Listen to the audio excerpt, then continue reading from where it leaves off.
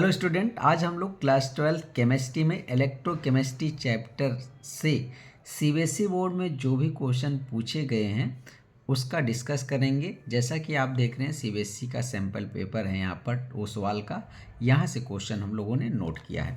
तो चलिए डिस्कस करते हैं। आप देख रहे हैं यहाँ पर जैसा कि है question number 1, consider the following reaction. ये कापर है, यहाँ पर solid +2Ag plus aqueous arrow Cu2 plus aqueous +2Ag ये सॉलिड आपके पास लिखा है। ठीक है, ऐसे ही क्वेश्चन आएगा, ऐसे ही क्वेश्चन आया हुआ है। तो इसमें क्या पूछ रहे हैं इस रिएक्शन से, depict the galvanic cell in which the given reaction takes place. इस रिएक्शन के लिए आप गैल्वानिक सेल का रिप्रेजेंटेशन आपको लिखना है। दूसरा इसी में क्वेश्चन ये पूछ रहे हैं, give the direction of flow of current. ठीक है, करंट के फ्लो के डायरेक्शन को बताना है। और थर्ड क्वेश्चन इसमें इन्होंने बना दिया है, write the half cell reaction taking place at cathode and anode. तो चलिए हम लोग देखते हैं, तीनों पॉइंट का आंसर एक एक करके देते हैं। आंसर यहाँ पर लिखा हुआ है, the galvanic cell for the reaction representation as, हम लोग कैसे रिप्रेजेंट करते हैं, तो एनोड हाफ सेल को पहले लिखते हैं और कैथोड हाफ सेल को बाद में लिखते हैं। ये आप देखिए, इसको साल्ट ब्रिज कहते हैं। साल्ट ब्रिज से हम लोग एनोड हाफ सेल और कैथोड हाफ सेल को अलग करते हैं। आप यहाँ पर देखेंगे तो यहाँ पर एनोड पर हमेशा ऑक्सीडेशन होता है, जबकि कैथोड पर रिडक्शन होता है। तो आप इस रिएक्शन को देख करके ही आप बता सकते हैं कि किसका ऑक्सीडेशन हो रहा, किसका रिडक्शन। तो कापर जा रहा कापर 2+ में, मतलब इसका ऑक्सीडेशन हो रहा कापर का, और Ag प्लस Ag में जा रहा तो इसका रिडक्शन हो रहा है। तो हमें एनोड की तरफ ऑक्सीडेशन वाले पार्ट को लिखना है और कैथोड की तरफ रिडक्शन वाले को। तो देखिए Cu यहाँ पर इस सॉलिड है, ये एक फेज बाउंड्री को बताता है, सिंगल फेज बाउंड्री को सिंगल लाइन बताता है। ये कापर 2+ है एक्वस, तो ये कापर से कापर 2+ में जा रहा तो ऑक्सीडेशन हो रहा ना, तो ये हो गया। अब साल्ट ब्रिज के राइट साइड में आप क्या लिखेंगे, Ag प्लस से Ag में रिडक्शन। तो ये आपके पास 1 नंबर का आंसर हो गया। अब देखते हैं, चलिए क्वेश्चन नंबर 2 में क्या पूछे थे, direction of flow of current. Current का डायरेक्शन क्या होगा, तो current will be flow from silver to copper. Silver से कापर यहाँ पर करंट का फ्लो होगा, ठीक है, इन द एक्सटर्नल सर्किट। और कहाँ पर होगा करंट का फ्लो, कैथोड टू एनोड होगा। थर्ड आंसर आप यहाँ पर देख सकते हैं। अब एनोड पर कौन सी रिएक्शन होती है और कैथोड पर कौन सी रिएक्शन होती है, इसको लिखना है। तो रिएक्शन एट एनोड, एनोड पर हमेशा ऑक्सीडेशन होता है। तो यहाँ देखिए, अब कापर सॉलिड से कापर 2+ एक्वस में जा रहा है और 2 इलेक्ट्रॉन बाहर जा रहा है, तो यहाँ पर ऑक्सीडेशन हो रहा है। और रिएक्शन अब हम लोग कैथोड पर देखेंगे तो रिडक्शन, तो Ag+ क्या कर रहा है, इलेक्ट्रॉन एक्सेप्ट करके Ag में चेंज हो रहा है, तो यहाँ पर ये हो रहा है रिडक्शन। तो ये 3 नंबर का क्वेश्चन है जो आपके बोर्ड पेपर में पूछा गया है। चलिए देखते हैं क्वेश्चन नंबर 2 का ए पार्ट इन्होंने दिया है, state the relation between cell constant resistance of the solution in the cell and the conductivity of the solution. ये सेल कांस्टेंट, रेजिस्टेंस और कंडक्टिविटी बीच के रिलेशन पूछ रहे हैं। तो फार्मूला यहाँ पर एक है, कप्पा इक्वल टू क्या, 1/r इंटू L/A। ठीक है, ये हो जाएगा आपके पास। और ये देखिए आपके पास, ये हम लोग L/A क्या होता है, G∗, तो सेल कांस्टेंट हो जाता है, और इसको ये ले आओगे तो K/R हो जाएगा। तो कंडक्टिविटी, ये रेजिस्टेंस है, ये सेल कांस्टेंट है। ठीक है, तो ये फार्मूला आप नोट कर लीजिएगा। और यहाँ पर क्या है, कि कंडक्टिविटी है, R रेजिस्टेंस है, L/A क्या है, सेल कांस्टेंट। ये आपके पास 1 नंबर का है। दूसरा आपके पास यहाँ पर देखेंगे क्या पूछ रहे हैं, इसका बी पार्ट भी है। बी पार्ट में इन्होंने क्वेश्चन में क्या लिखा है, देखिए, what is the SI unit for conductivity of a solution, what is the unit of conductance. ठीक है, कंडक्टेंस और कंडक्टिविटी दोनों का इन्होंने क्या पूछा है, यूनिट पूछा है। तो SI यूनिट ऑफ कंडक्टिविटी क्या होता है, साइमन्स मीटर इनवर्स। और एसआई यूनिट ऑफ कंडक्टेंस क्या होता है, साइमेंस होता है। तो यहाँ पे देख लीजिए। नेक्स्ट क्वेश्चन नंबर 3 की बात करते हैं। क्वेश्चन नंबर 3 में आप देखेंगे तो the electrolytic conductivity of barium chloride है BaCl2 solution is 0.580 Siemens meter inverse. Find out molar concentration of the solution if molar conductivity of this solution is 2.416 into 10 raised to power minus 2 Siemens metre square पर mole. ठीक है, ये आपके पास दिए हैं।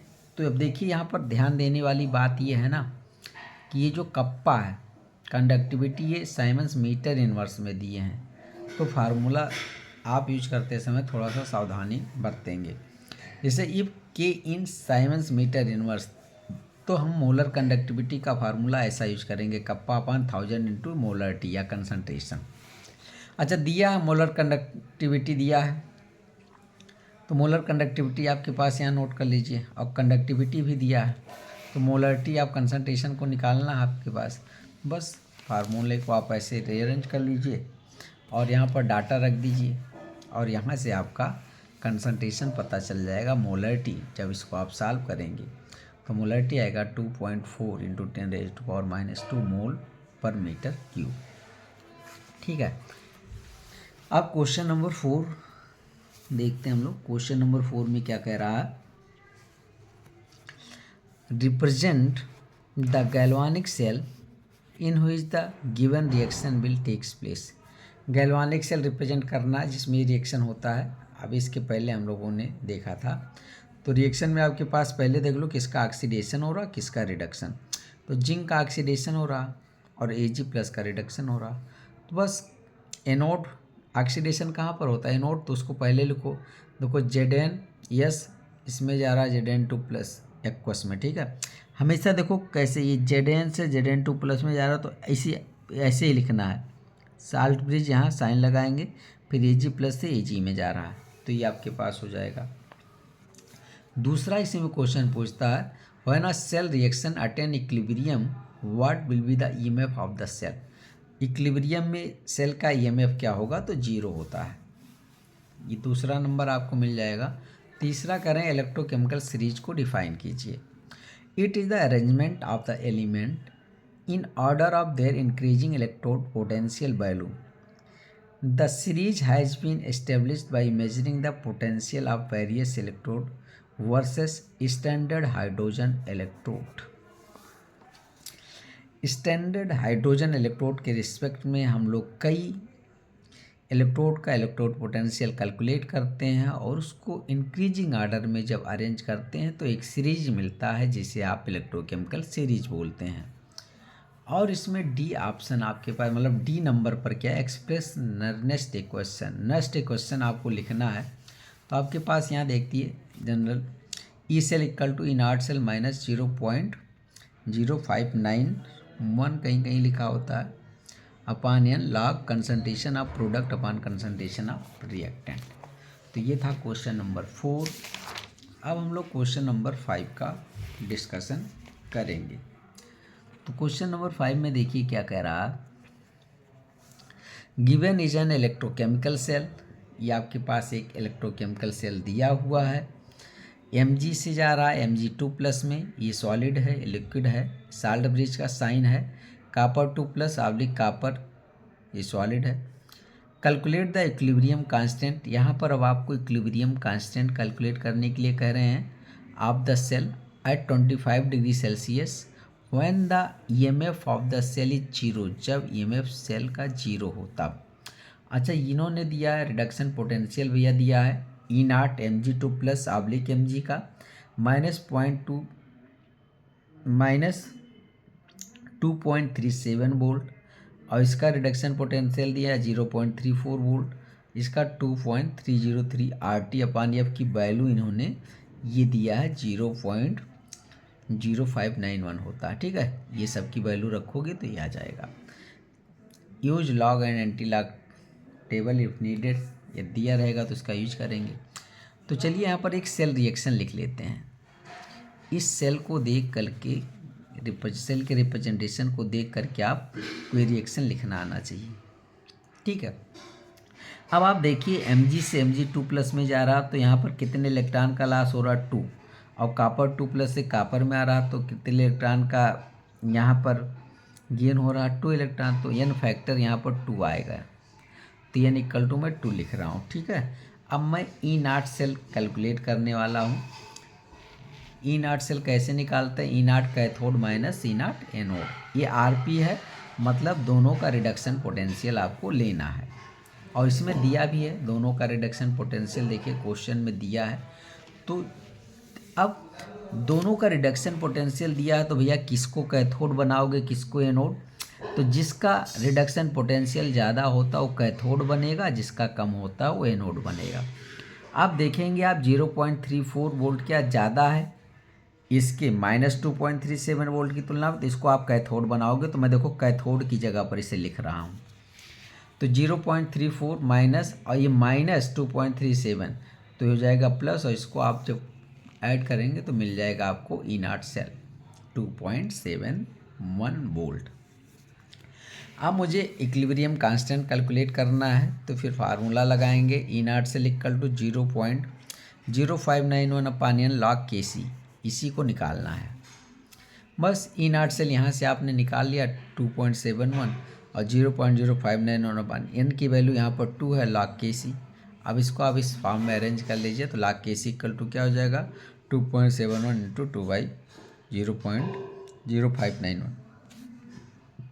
इसको आप सॉल्व करेंगे तो आपको log Kc निकल करके आएगा 91.7089।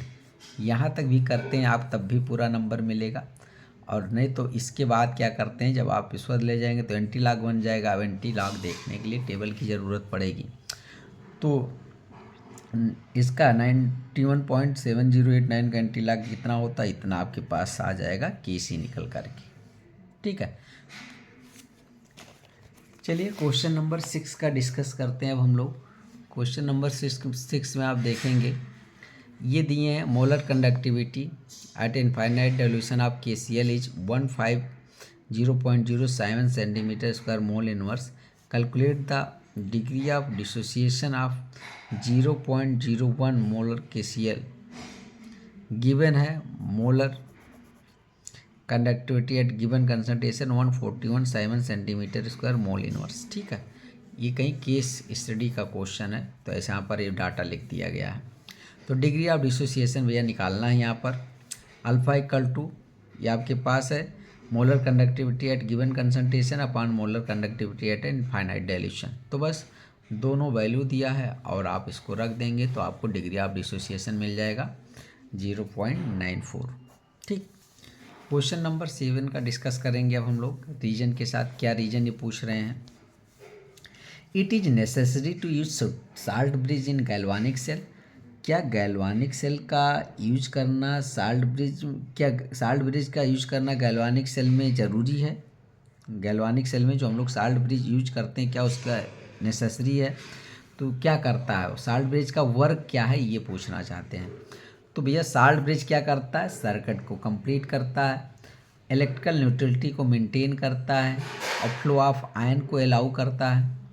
To have transfer of electrolyte from one half cell to other, एक हाफ सेल से दूसरे हाफ सेल में इलेक्ट्रोलाइट के ट्रांसफ़र को भी रोकता है। इसका सेकंड पार्ट देखिए क्या करें। In experimental determination of electrolytic conductance direct current DC is not used. कह रहे हैं जब हम लोग एक्सपेरिमेंटल डिटर्मिनेशन करते हैं इलेक्ट्रोलिटिक कंडक्टेंस का तो DC का यूज क्यों नहीं करते हैं? तो क्यों नहीं करते हैं? If be applied direct current DC current through the conductivity cell it will lead to the electrolysis of the solution taken in the cell। ठीक है, so AC current is used for this measurement to prevent its electrolysis। Electrolysis से बचाने के लिए मुझे AC का use करना पड़ता है। ठीक है, DC की जगह पर। क्वेश्चन नंबर 8 का डिस्कस अब किया जाएगा। क्वेश्चन नंबर 8 में आप देखिए क्या कह रहा। Conductivity of 2 × 10⁻³ molar methanoic acid is 8 into 10⁻⁻5 Simon centimetre inverse. Calculate its molar conductivity and degree of dissociation if molar conductivity at infinite dilution for methanoic acid is 404 Simon centimetre square mole inverse. तो भैया molar conductivity and degree of dissociation बताना है. तो चलिए सबसे पहले molar conductivity के लिए फार्मूला यूज कर लो, कप्पा इंटू 1000/m. अब यहाँ कप्पा दिया है सेंटीमीटर इनवर्स में, तब इस फार्मूले का यूज कर रहे हैं. ठीक है, इसके पहले मीटर इनवर्स में दिया था, तो इस फार्मूले को हम लोगों ने क्या किया था, 1000 को नीचे लेकर के आए थे. तो गिवन है कप्पा, मोलरिटी दिया है, तो मोलर कंडक्टिविटी आराम से यहाँ से आप निकाल लेंगे. तो मोलर कंडक्टिविटी क्या आएगा, 40 Simon centimetre square mole inverse. ठीक है, ये आपके पास आ जाएगा. दूसरा डिग्री ऑफ डिसोसिएशन कैसे निकालेंगे, ये है आपके पास molar conductivity at given concentration upon infinite dilution का कंसंट्रेशन. तो ये दिए हैं. ठीक है, तो आपको यहाँ से मिल जाएगा लेमडा एम, हम लोगों ने यहाँ पर निकाल लिया इसको, और ये दिया हुआ है. तो बस ये फार्मूला रखने पर आपको मिल जाएगा degree of dissociation 0.099. Question number 9 का डिस्कस करते हैं. देखिए यहाँ पर क्या पूछ रहा है. Calculate the EMF of the following cell at 298 kelvin. Electromotive force calculate करना है. ये दिए हैं एक रिएक्शन, यहाँ पर गैल्वानिक सेल का रिप्रेजेंटेशन दिए हैं. आयरन सॉलिड से आयरन एक्वस में यहाँ पर जा रहा, मतलब Fe2+ में एक्वस में. कंसंट्रेशन दिए हैं 0.001 मोलर. यहाँ साल्ट ब्रिज का यहाँ पर रिप्रेजेंटेशन है, H+1 मोलर है. आवली H2, ये आपके पास H2 गैस होता है, तो G है 1 बार, और प्लेटिनम इलेक्ट्रोड है, इनर्ट इलेक्ट्रोड. तो चलिए अकॉर्डिंग टू क्वेश्चन आप इस सेल रिएक्शन को देख करके क्वेश्चन आपको लिखना आना चाहिए. ये मैंने लिख दिया. देखिए सेल रिएक्शन भी आपको ऐसे कॉपी कर लिया. अब गिवन है भैया इनर्ट सेल 0.44 वोल्ट दिया है. अब नर्स क्वेश्चन अप्लाई कर लो. E cell equal to inert cell minus 0.0591 upon n log Fe2+ upon H+. यहाँ पर 2 है, तो आप यहाँ पर 2 कर दीजिए कॉफिशिएंट. ठीक है, रिएक्शन को देख करके. अब इनर्ट सेल दिया है, तो इनर्ट सेल की वैल्यू 0.44 रख दिया, माइनस 0.0591 अपान 2. यहाँ पर एन की वैल्यू आ जाएगी. ठीक है, एन की वैल्यू 2 आ जाएगी, क्योंकि एन फैक्टर यहाँ पर 2 होने वाला है. Fe से Fe2+ में जा रहा है, तो Fe से Fe2+ में जा रहा हो, तो यहाँ एन इक्वल टू 2 आ जाएगा. इसको ध्यान देना है. ऐसे आपके पास जब दोनों का कंसंट्रेशन रखेंगे 0.001, ये आपके पास इस देखिए यहाँ पर दिया है, और इसका 1 दिया तो नहीं रख दीजिए. तो इसको आप लिख सकते हैं ना 10⁻³ और यहाँ पर जब आप करेंगे सॉल्व, तो यहाँ पर आ जाएगा पहले -3 log 10 हो जाएगा, और log 10 की वैल्यू क्या होती है 1. इसको रखने पर सॉल्व करने पर आपको EMF पता चल जाएगा. E cell 0.53. अब क्वेश्चन नंबर हम लोग देखते हैं 10. क्वेश्चन नंबर 10 में देखिए क्या पूछ रहे हैं.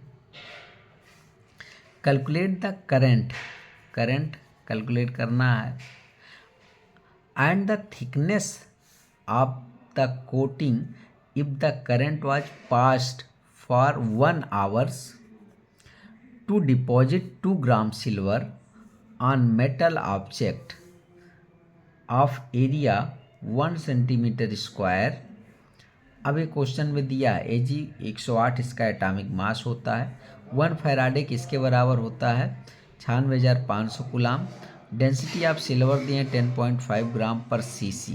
ठीक है, cc मतलब ml समझ लीजिए. cc की जगह पर आप ml भी यूज कर सकते हो, सेंटीमीटर क्यूब भी लिख सकते हो. तो मास ऑफ Ag डिपॉजिटेड क्या 2 ग्राम. वॉल्यूम क्या होता है, मास अपान डेंसिटी. अच्छा, मास इन्होंने दिया है Ag का तो 2, और डेंसिटी अपान दिए इन्होंने. ठीक है, 10.5. तो यहाँ से जब आप निकाल करके लाएंगे, ठीक है, तो आपके पास वॉल्यूम पता चल जाएगा 0.190 सेंटीमीटर क्यूब।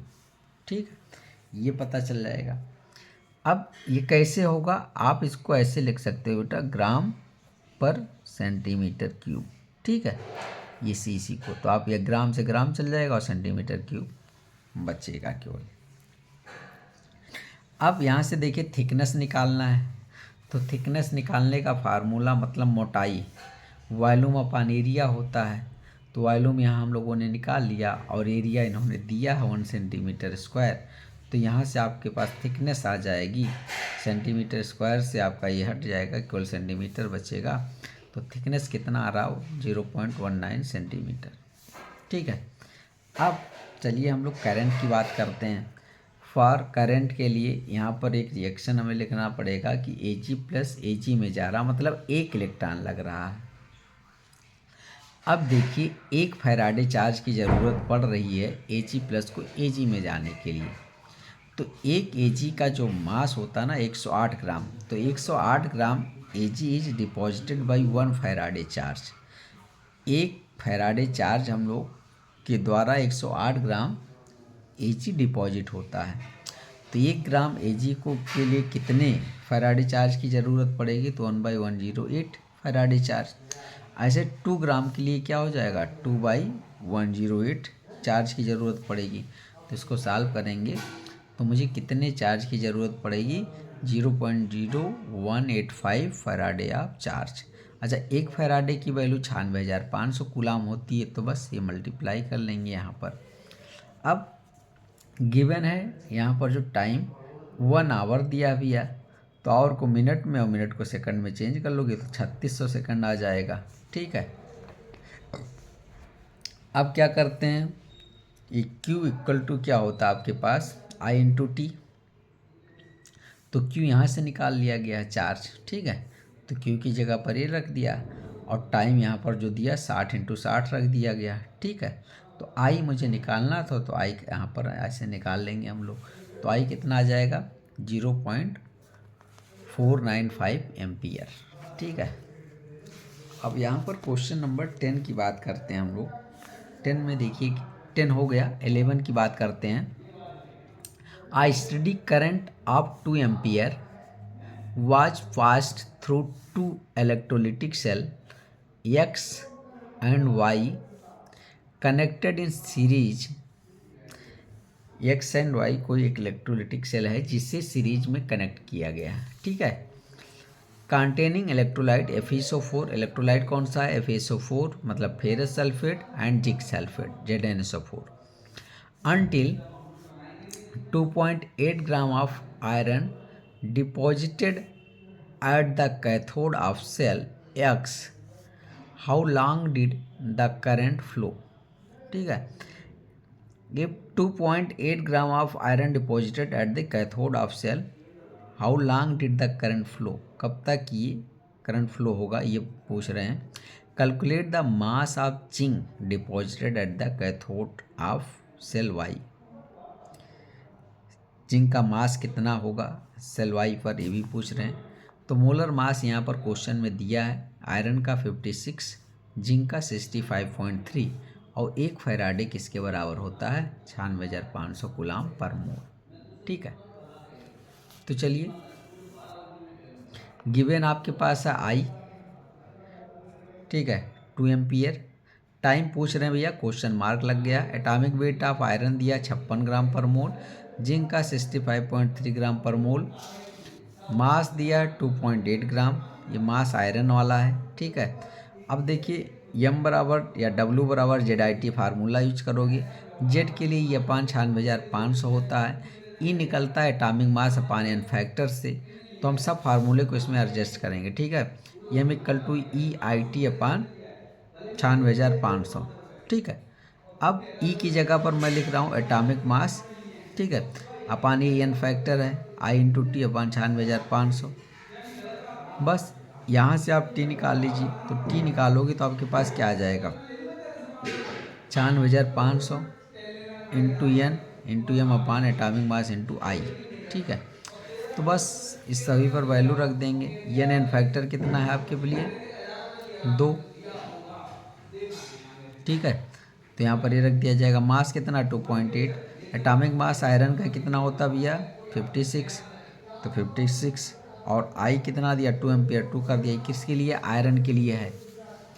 ठीक, अब सभी को जो आप सॉल्व करोगे तो आपको मिलेगा 4825 सेकेंड, 4825 सेकेंड आएगा टाइम आपके पास निकल करके। ठीक है, अब इसको आप आवर्स में चेंज कर लीजिए तो 1.34 आवर आ जाएगा।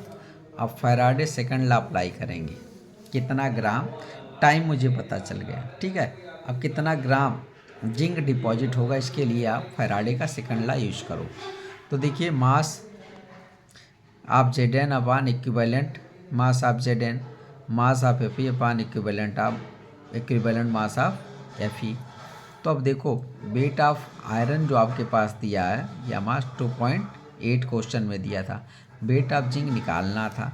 तो चलिए हम लोग रखते हैं।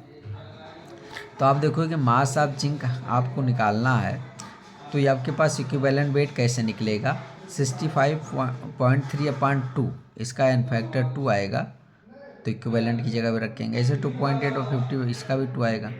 तो इसको जब आप सॉल्व करोगे तो मास ऑफ जिंक आपको निकल करके आ जाएगा 3.265 ग्राम। ठीक है, तो mass of Zn deposited at cathode 3.265 gram. Thank you for watching.